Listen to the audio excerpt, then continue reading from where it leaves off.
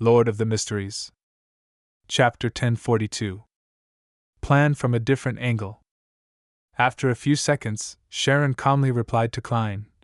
It's not bait, but a ploy to lure them out. Just as Klein was about to ask what the difference was, Merrick explained in detail. Back when we were pursued by the Rose School of Thought, we discovered that they had quite a number of members in Backland. However, due to our lack of strength and our fear of traps, as well as to not attract the attention of the church, we didn't take any action against them. This time, we plan on attacking one of the more important ones. We'll deliberately miss some out, allowing the hidden ones to secretly escape and pass the information to the Rose School of Thought's person in charge in Backland. In secret, the Sanguine's demigod will be watching them. Through the message chain, they will find the person in charge. That person must be a key member of the Rose School of Thought. Once he's killed or even captured, we'll take the next step in our operation based on the information we manage to obtain. That's more reasonable. The main point is to use your own understanding of the Rose School of Thought to create a plan instead of using yourself as bait. That's a way to effectively control the situation and not destroy Backland. Klein nodded gently and said, If that's the case, I can participate. He didn't say that he needed to think about it or return to confirm the level of danger. This was because this matter wasn't something that needed to be done anytime soon for Sharon and the Sanguine. When he divined problems, he could always call it off as a participant. What kind of payment do you need? Merrick's standing posture relaxed as he asked. Klein smiled. If there aren't any accidents the entire time, I wish to receive 1 instance of free assistance from Marionette Tinker. If I have to involve myself in the operation, I can always add the condition of having priority on the spoils of war. You can discuss this with Marionette Tinker before writing to tell me the answer. In fact, he was still a little puzzled. He believed that with such a plan, there was no need to seek him out. With Miss Messenger hiding in the shadows, it was enough to prevent any accidents that Sherlock Moriarty could deal with. There's no need. Sharon, with her exquisite looks and pale face, shook her head gently like a doll. I can agree to it now. Has she already discussed it with Miss Messenger? Klein thought for a few seconds and honestly asked. Then why don't you directly ask Miss Marionette Tinker for help to prevent any accidents from happening? Sharon's hair remained motionless as though bound tightly by the petite bonnet. She replied in an ethereal and fleeting voice. She doesn't wish for the Sanguine to discover her existence. Is that so? Klein deliberated for a moment and raised another question. You advocate temperance, so why are you seeking out the key members of the Rose School of Thought? Is revenge not within the limits of temperance? Sharon looked at him with her blue eyes and said, In recent decades, the Rose School of Thought has been trying its best to let the mother tree of desire descend into the real world. This will bring about an unimaginable disaster. In addition, Teacher also desires her body to be complete. If the mother tree of desire were to descend into the real world, it would be an unimaginable disaster for me. However, what has this got to do with the completeness of Miss Messenger's body? Her body was once torn apart, and is being held by different key members of the Rose School of Thought? Or can the body's high sequence be others of the same sequence, and their characteristics be made into a part of her? Through some ritual? Klein mumbled inwardly as he probed. Is Abomination Sequence 1 of the mutant pathway? Then what are Sequence 2 and Sequence 3? He had asked Miss Sharon the first question before, but he had only received a vague answer. Sharon answered without any hesitation. She didn't speak too fast, but her voice remained ethereal and inhuman.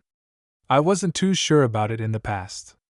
Now I can confirm that Sequence 1 is Abomination, Sequence 2 is Ancient Bane, Sequence 3 is Cursed Artifact but is now known as Disciple of Silence. Does that mean that you weren't certain when I asked you the last time?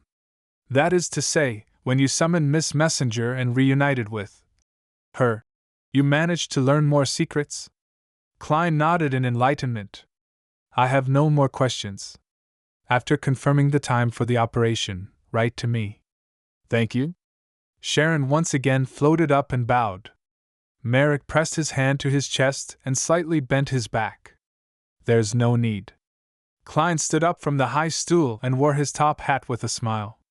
This time, without a smacking sound, scarlet flames rose and engulfed him. Under the night sky, countless lights silently lit up in Backland, as though they were stars that were covered in clouds descending upon the land. With the few stars twinkling, Klein returned to the rental apartment at the periphery of East Borough. After changing his clothes and preparing to return to North Borough's Beauclund Street, he heard a series of illusory pleas. It was from a man. After nodding in thought, Klein immediately took 4 steps counterclockwise and arrived above the gray fog. He extended his spirituality towards the constantly expanding and shrinking crimson star. As he expected, this corresponded to the moon Emlyn. The vampire who was already become a viscount prayed sincerely. Honorable Mr. Fool, I wish to apply for a mini-gathering that includes me, Mr. Hangman, Ma'am Hermit, Miss Justice, Mr. World. To Emlyn, these people are the Tarot Club's representatives in intelligence, experience, and knowledge. Poor Leonard. Klein chuckled silently as he leaned back into his chair and agreed to Emlyn's request. Above the grayish-white fog, inside the ancient palace, 5 dark red beams of light appeared on both sides of the long bronze table, forming different figures. Mr. Moon, has the Sanguine's plan been finalized?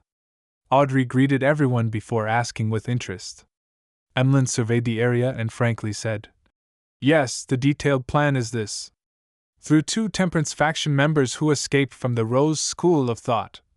He recounted the plan Sharon had described to Sherlock Moriarty from a different angle to the world Gehrman Sparrow and Company.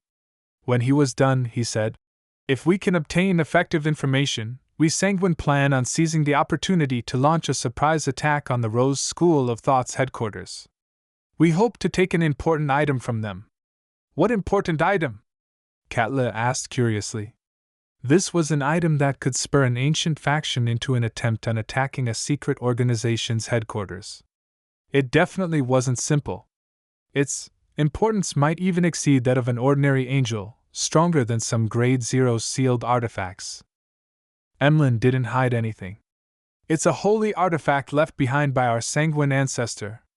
I'm not sure what particular accident led to the Rose School of Thought obtaining it.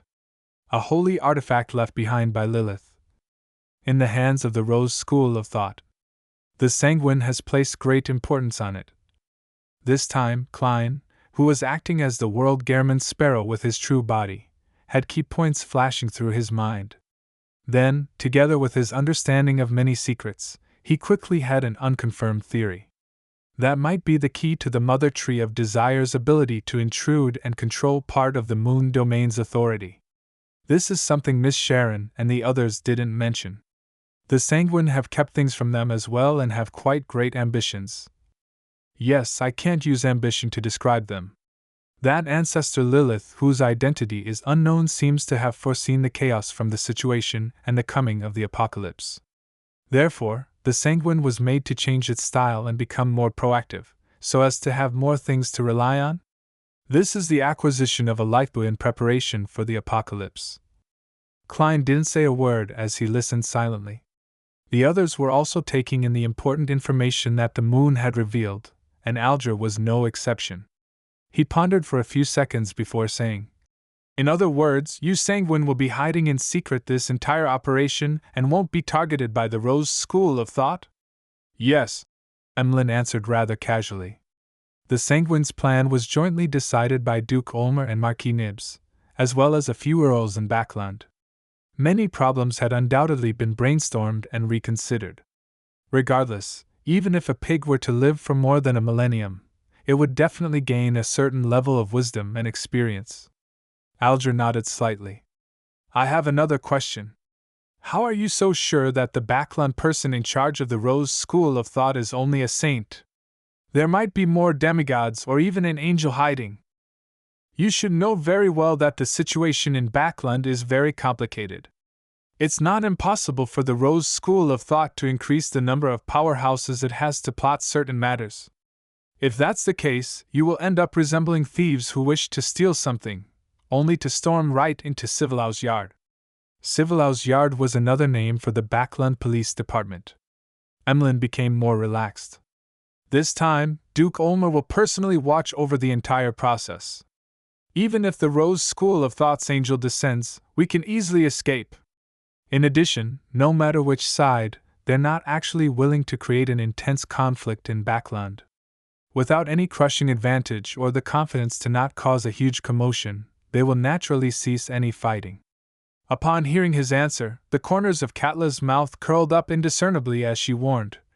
To beyonders who aren't demigods, even a slight clash between angels would produce aftershocks that are enough to destroy them.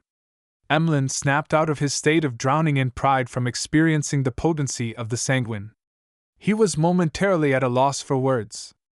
At this moment, Audrey's eyes darted around as though she was thinking of something.